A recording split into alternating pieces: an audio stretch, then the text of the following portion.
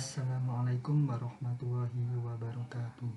Perkenalkan, nama saya Khalilur Rahman, NIM 19 10 20 1059, kelas 2A1 Teknik Elektro.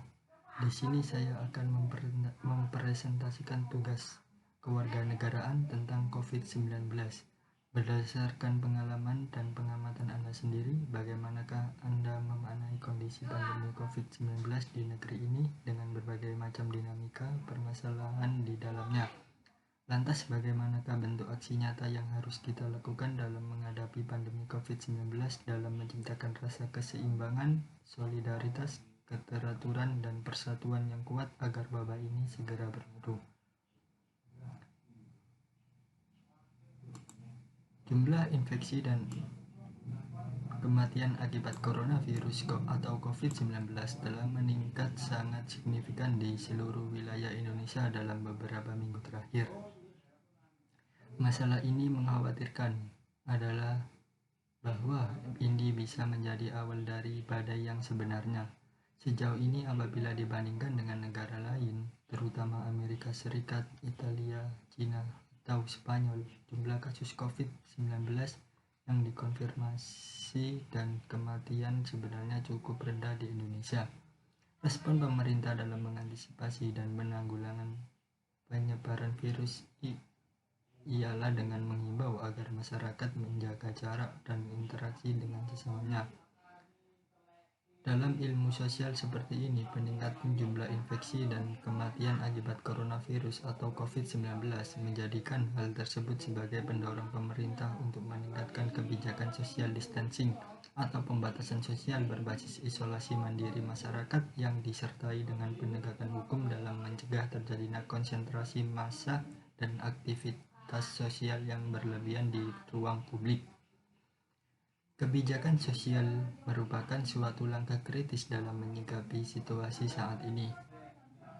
Sebagaimana coronavirus atau COVID-19 menyebar ke seluruh Indonesia pada awal 2020, pemerintah mengeluarkan rekomendasi jarak sosial dan membatasi perilaku, seperti membatalkan acara, menutup sekolah dan bisnis, serta anjuran agar tetap berada di rumah.